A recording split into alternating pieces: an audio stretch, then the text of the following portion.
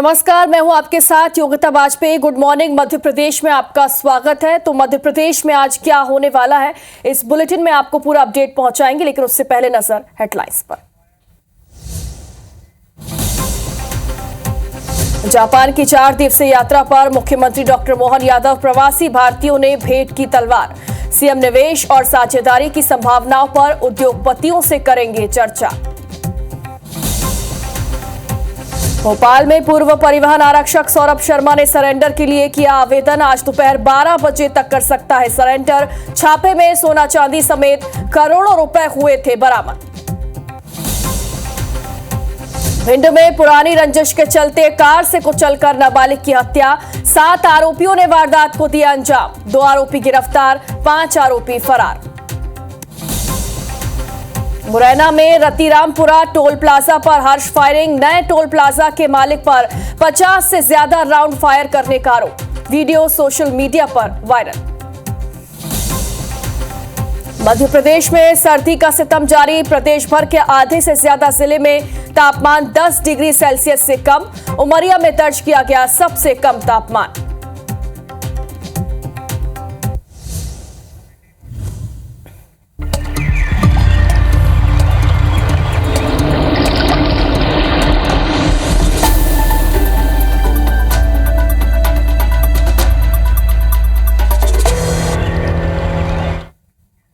शुरुआत करते हैं मुरैना से बड़ी खबर के साथ। यहां पर टोल प्लाजा पर हर्ष फायरिंग की गई है।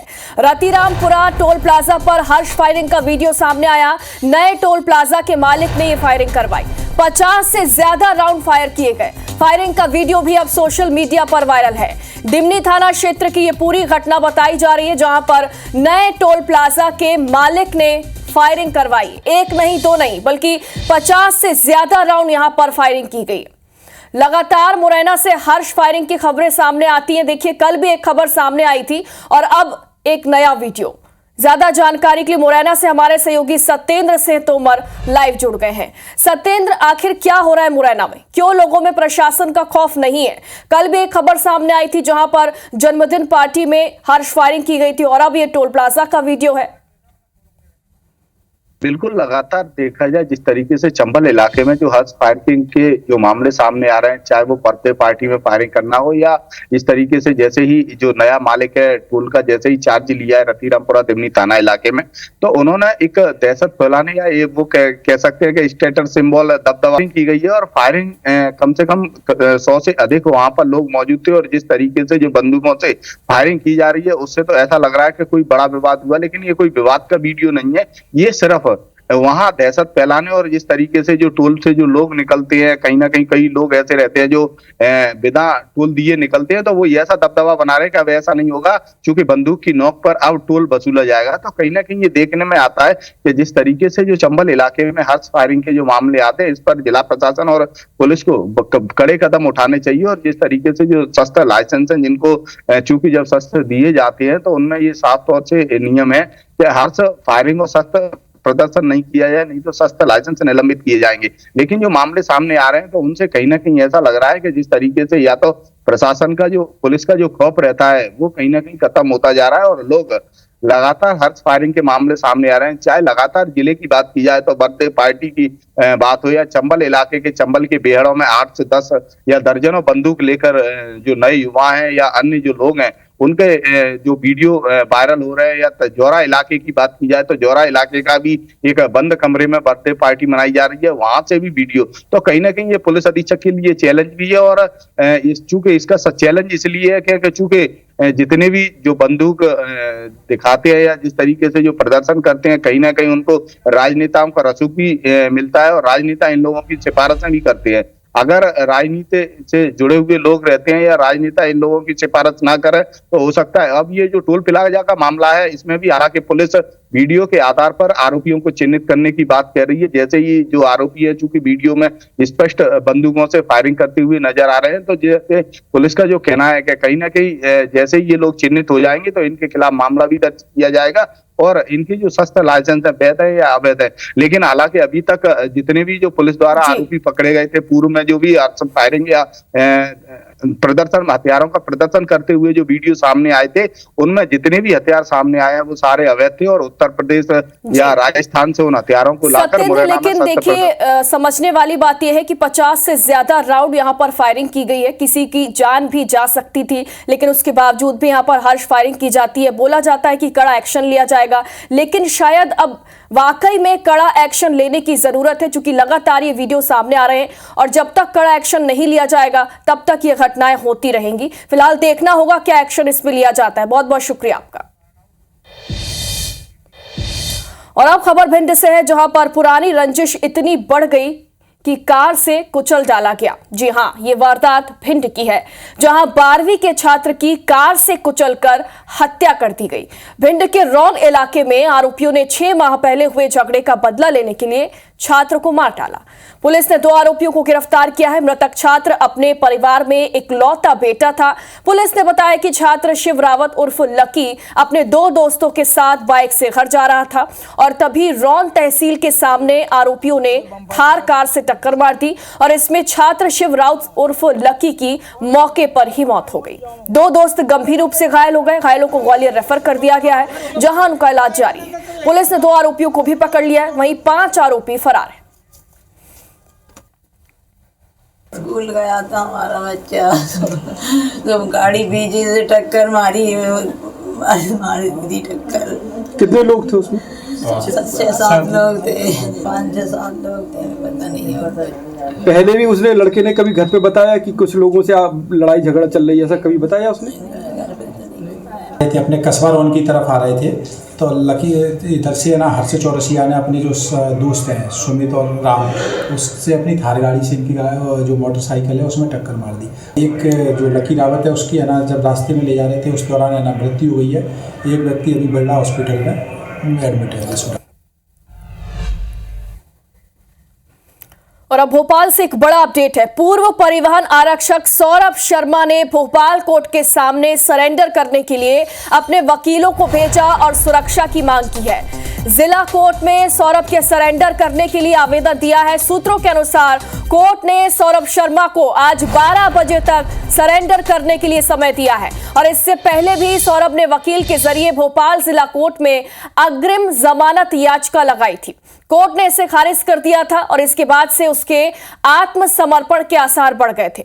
अब सौरभ के सरेंडर करने के बाद ही दोनों एजेंसियां उससे पूछताछ कर पाएंगी। बता दें कि 17 दिसंबर को सौरभ शर्मा के ठिकानों पर लोकायुक्त ने छापा मारा था।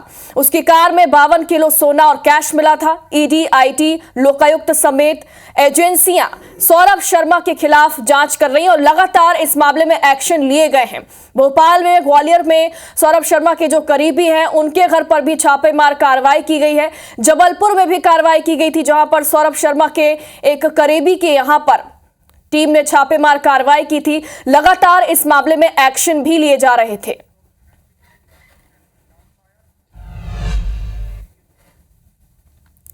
तो वहीं मध्य प्रदेश में एक बड़ी प्रशासनिक सर्जरी की गई है। 12 जिलों के कलेक्टर समेत 42 आईएएस अधिकारियों का तबादला हो गया है। तबादले की सूची में सीएम सचिवालय के अधिकारी भी शामिल हैं। सीएम के सचिव भरत यादव को एमडी सड़क विकास निगम बनाया गया और उनकी जगह सीबी चक्रवर्ती सीएम के सचिव होंगे। सीबी चक्रवर्ती के पास आयुक्त, नगरीय प्रशासन और विकास का अतिरिक्त प्रभार होगा। अविनाश लवानिया को पावर मैनेजमेंट कंपनी लिमिटेड का एमडी बनाया गया है और इसी तरह नेहा मारव्या से कलेक्टर होंगी डिंडोरी की। विवेक श्रोत्रिय भी कलेक्टर होंगे टीकमगढ़ के। सतीश कुमार एस कलेक्टर होंगे सतना के।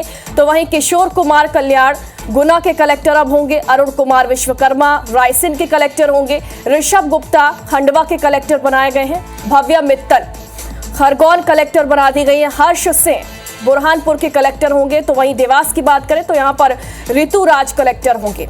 अर्पित वर्मा श्योपुर के कलेक्टर होंगे और बालाघाट के कलेक्टर आपको बता दें कि इसी तरह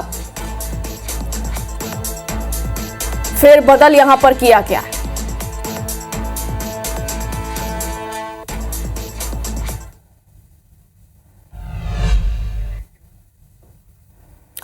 और 4 दिवसीय जापान दौरे पर हैं सीएम डॉक्टर मोहन यादव। प्रवासी भारतीयों ने उनका गर्मजोशी के साथ स्वागत किया। सीएम डॉक्टर मोहन यादव को टोक्यो में तलवार भी भेंट की गई। प्रवासी भारतीयों ने मुख्यमंत्री को यह तलवार भेंट की। टोक्यो, ओसाका और कोबे जैसे प्रमुख शहरों की यात्रा सीएम डॉक्टर मोहन यादव करेंगे। फ्रेंड्स ऑफ एमपी की जापान टीम से भी वो मुलाकात करेंगे। भारतीय राजदूत सीबी जॉर्ज से निवास पर औपचारिक मुलाकात भी वो करेंगे। भारतीय दूतावास में रोड शो भी आयोजित किया गया है। ज्यादा जानकारी के लिए हमारे सहयोगी विवेक हमारे साथ लाइव जुड़ गए। विवेक, लगातार मध्य प्रदेश के जो मुखिया हैं वो निवेश को लेकर बातचीत कर रहे हैं। अलग अलग जो शहर है वहां पर इंटरैक्टिव सेशन भी किया गया है और अब जापान के दौरे पर है। क्या कुछ वहां पर चर्चाएं होंगी?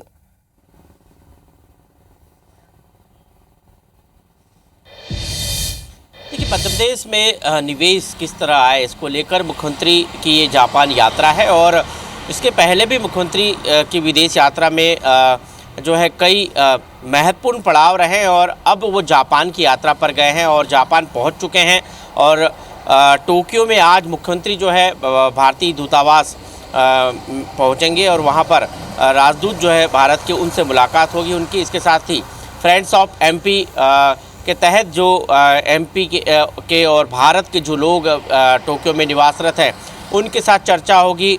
जो टोयोटा जैसी कंपनी के उद्योगपतियों के साथ चर्चा होगी। कई महत्वपूर्ण सेशन आज मुख्यमंत्री के होने वाले हैं। इसके साथ ही महात्मा गांधी की प्रतिमा पर मुख्यमंत्री आज श्रद्धांजलि भी अर्पित करेंगे। जो टोक्यो में महात्मा गांधी की प्रतिमा है वहां पर पहुंचेंगे और श्रद्धांजलि अर्पित करेंगे। साथ ही आज रात डिनर जो है मुख्यमंत्री का भारतीय दूतावास के अधिकारियों के साथ होगा। तो ये अपने आप में एक बहुत बड़ी मध्य प्रदेश के लिए उपलब्धि है, क्योंकि मध्य प्रदेश में फरवरी में जो है GIS होना है और GIS के पहले मुख्यमंत्री जो है बड़ी संख्या में देशी और विदेशी निवेशकों को आमंत्रित करने के लिए लगातार जो है दौरे कर रहे हैं। मुख्यमंत्री की ये विदेश यात्रा, जापान की यात्रा उसी परिप्रेक्ष्य में है। GIS में अधिक से अधिक संख्या में निवेश के लिए जो है जापान से उद्योगपति पहुँचे और इसलिए क्योंकि GIS में प्रधानमंत्री नरेंद्र मोदी भी भोपाल पहुंचने वाले हैं, जिसकी तैयारियां जोरों पर है और उसी के तहत मुख्यमंत्री की ये जापान यात्रा है। उनके साथ अधिकारियों का दल भी जापान पहुंचा है। जो है मुख्यमंत्री लगातार जो है निवेश को लेकर रीजनल समिट भी कर रहे हैं। देश में अलग अलग शहरों में मुख्यमंत्री के रोड शो भी हो रहे हैं, सेशन भी हो रहे हैं और विदेश यात्रा भी हो रही है। मतलब हर तरह के निवेश को आकर्षित करने के लिए, चाहे वो क्षेत्रीय निवेश हो, चाहे वो राष्ट्रीय स्तर का निवेश हो या फिर अंतर्राष्ट्रीय स्तर का निवेश हो, हर स्तर के निवेश को आकर्षित करने के लिए मुख्यमंत्री लगातार प्रयासरत है और उसी के तारतम्य में ये आज उनकी जापान यात्रा आज से शुरू हो गई है।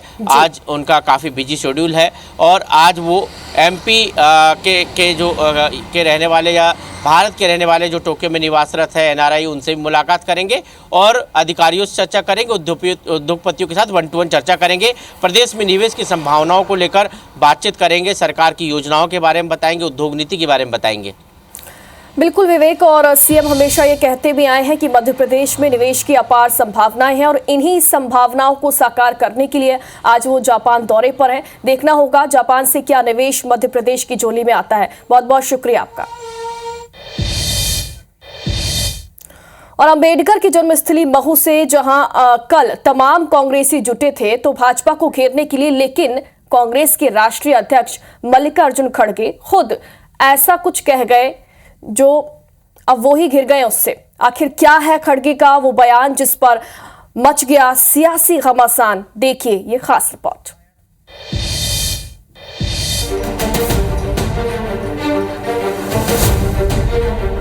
अरे भाई, गंगा में डुबकी लेने से गरीबी दूर होती क्या? आपको खाना मिलता पेट को? कांग्रेस अध्यक्ष मल्लिकार्जुन खड़गे जी जब ये सवाल पूछ रहे थे, उनसे कुछ फीट की दूरी पर कांग्रेस सांसद राहुल गांधी भी मौजूद थे, जिनके नाना पंडित जवाहरलाल नेहरू 1954 में और 1966 में प्रधानमंत्री बनने के अगले ही दिन उनकी दादी इंदिरा गांधी महाकुंभ में शामिल हुई। वैसे भी गांधी परिवार का इलाहाबाद से बेहद पुराना नाता रहा है, लेकिन कांग्रेस की राजनीति में दक्षिण भारत से आए खड़गे शायद महाकुंभ की महत्ता को नहीं समझ पाए और पूरी पार्टी को ही भंवर में उतार डाला। भाई, गंगा में डुबकी लेने से गरीबी दूर होती क्या? आपको खाना मिलता पेट को? अरे जब बच्चा भूखा मर रहा है, बच्चा स्कूल में नहीं जा रहा है, मजदूरों को मजदूरी नहीं मिल रही है। जब ये है तो ये लोग जाकर हजारों रुपए खर्च करके कंपटीशन पे डुबकियां मार रहे हैं। दरअसल खरगे पहुंचे थे बाबा साहेब भीमराव अंबेडकर की जन्मस्थली महू केंद्रीय गृह मंत्री अमित शाह के अंबेडकर पर संसद में दिए बयान पर घेरने के लिए, जहां उनके साथ जय बापू जय भीम जय संविधान रैली के मौके पर तमाम कांग्रेस के दिग्गज भी मौजूद थे। खरगे ने यहां अमित शाह और भाजपा पर अंबेडकर के अपमान का आरोप तो लगाया ही, साथ ही महाकुंभ पहुंचे अमित शाह के डुबकी लगाने को लेकर ऐसी घेराबंदी की कि अब उनकी ही सनातन के मुद्दे पर नाकेबंदी हो रही है। भारत की जो सबसे बड़ी विपक्षी पॉलिटिकल पार्टी है वही महाकुंभ और इस आस्था को नकार रही है। मल्लिकार्जुन खड़गे जैसे नेता, जिसमें राहुल गांधी मंच पर बैठे थे, वापस से उसी महाकुंभ को अपमानित कर रहे थे, अपशब्द कह रहे थे। क्या यही कांग्रेस का बापू के प्रति सम्मान है? भाजपा ने मौके पर चौका मारा तो वहीं प्रयागराज से साधु संतों ने भी खरगे के बयान पर न सिर्फ ऐतराज जताया बल्कि तीखी प्रतिक्रिया देते हुए इसे राजनीतिक स्टंट करार दिया। को ये कहना चाहता हूँ कि अपनी सद्बुद्धि ठीक कर ले। अगर सद्बुद्धि ठीक नहीं हो रही है तो खुद एक बार गंगा जी में आकर के डुबकी लगा ले तो उसकी मन बुद्धि सब ठीक हो जाएगी। कितने वोट हैं इनके, कितने करोड़ डुबकी लगा रहे हैं? इतने बेवकूफ हो सकते हैं? कहीं बोलने वाला बेवकूफ हो सकता है जो एक है, अरे एक ही बोल रहा है, कोई बात पचने की नहीं है। ये राजनीति स्टंट है। पर इतने वोट कहीं बाहर चला जाए ना उनके, तो उनकी जमानत नहीं रहेगी। अब खरगे के इस बयान से सवाल उठ खड़ा हुआ है कि क्या खरगे के बयान से हिंदुओं की भावनाएं आहत हुई है। हालांकि महू पहुंची राहुल गांधी ने भाजपा को कई मुद्दों पर कटघरे में खड़ा किया। वैसे जिस वक्त राहुल गांधी महू में मोदी सरकार को कोस रहे थे, ठीक उसी वक्त मुख्यमंत्री डॉक्टर मोहन यादव इंदौर में अपने भाषण में गांधी परिवार पर हमला बोलते हुए भाजपा को बाबा साहेब का असली हितैषी करार दे रहे थे। एक तरफ कांग्रेस पार्टी जो संविधान को मानती है और इसके लिए लड़ रही है, और दूसरी तरफ आरएसएस बीजेपी जो इस संविधान के खिलाफ है, अंबेडकर जी गांधी जी के संविधान के खिलाफ है, इसको कमजोर करते हैं और इसको खत्म करना चाहते हैं। ये लड़ाई चल रही है। जिनने बाबा साहब को हराया उसको पद्म विभूषण दे करके बाबा साहब को लज्जित करने का काम कांग्रेस ने किया है। अंबेडकर के कथित अपमान को लेकर बीते कई दिनों से मध्य प्रदेश में सियासी पारा हाई है। राहुल गांधी समेत कांग्रेस के तमाम दिग्गजों ने भाजपा को घेरने की कोशिश की, लेकिन ये तमाम कोशिशें आखिर में पार्टी अध्यक्ष खरगे के महाकुंभ वाले बयान के कारण सुर्खियां बनने से रह गई। बस यही नहीं, भाजपा की तरफ से एक वीडियो भी जारी किया गया जिसमें दावा किया जा रहा है कि राहुल गांधी खाटू श्याम जी की फोटो लेने से परहेज कर रहे हैं। कुल मिलाकर अंबेडकर पर शुरू हुआ घमासान अब महाकुंभ, सनातन और आस्था के अपमान तक जा पहुंचा है। महू से रवि सिसोदिया के साथ अंशुल मुकाती की रिपोर्ट, IBC 24 इंदौर। तो मल्लिकार्जुन खड़गे के इस बयान के बाद से सियासी घमासान मचा हुआ है। अब देखना होगा कि कांग्रेस इसे कैसे लेती है। रुक करते हैं ग्वालियर का, जहां पर तेघरा बांध में फ्लोटिंग सोलर प्लांट स्थापित करने की तैयारी शुरू हो गई है। ऊर्जा विभाग ने जल संसाधन विभाग को पत्र लिखकर बांध के न्यूनतम और अधिकतम जल स्तर की जानकारी भी मांगी है। इस जानकारी के आधार पर ही बांध में फ्लोटिंग सोलर प्लांट स्थापित करने की योजना तैयार होगी। फ्लोटिंग सोलर प्लांट में सोलर पैनल्स को फ्लोटर पर रखा जाएगा, जिससे कि पैनल सुरक्षित तरीके से पानी में तैर सकेंगे और इसके लिए एक फ्लोटिंग प्लेटफॉर्म भी तैयार किया जा सकता है, जिसका काफी हिस्सा पानी के ऊपर तो थोड़ा सा पानी के नीचे पानी में बर्फ की तरह रहेगा। खास बात यह है कि इस फ्लोटिंग सोलर पार्क से स्थानीय निकायों को बिजली देने की योजना है। मध्य प्रदेश की सरकार गंभीरता से विचार कर रही है। अधिकारियों को निर्देशित किया गया है कि जिस प्रकार से हमने महेश्वर में किया, उसी प्रकार से दिगरा डैम में भी करेंगे। जबलपुर में फिल्म सिटी का सपना फंड की कमी और विभागीय अड़चनों के चलते अटक गया। इस वजह से फिल्मों के लिए एक से बढ़कर एक लोकेशन होने के बावजूद भी फिल्म सिटी जमीन पर नहीं उतर पाई। दरअसल 7 साल पहले सरकार ने फिल्म सिटी निर्माण की मंजूरी दी थी और तब बरगी इलाके में अच्छी लोकेशन की 450 एकड़ जमीन मिली और जमीन का आवंटन भोपाल पर्यटन विभाग को मिल गया, लेकिन अभी तक फिल्म सिटी का निर्माण नहीं हो पाया। हालांकि टूरिज्म और प्रमोशन विभाग के अधिकारियों की माने तो फिल्म सिटी निर्माण के लिए फाइनेंसर की तलाश की जा रही है जो बड़े पैमाने पर इन्वेस्टमेंट कर सके, और जैसे ही निवेशक मिल जाएगा वैसे ही फिल्म सिटी का निर्माण भी शुरू कर दिया जाएगा।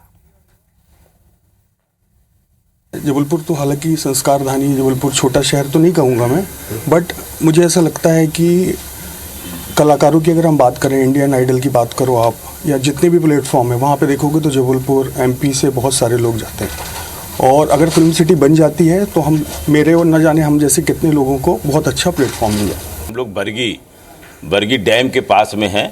ये तिनसा, तिनसी, गजना, ये तीनों गांव हैं जहां पर कि लगभग 450 एकड़ ज़मीन आवंटित हुई है। तो स्थिति तो बहुत अच्छी है और वहाँ का मतलब बनाने योग्य, फॉरेस्ट से बातचीत जो चल रही है, थोड़ी है समस्या, तो वो दूर हो जाएगी।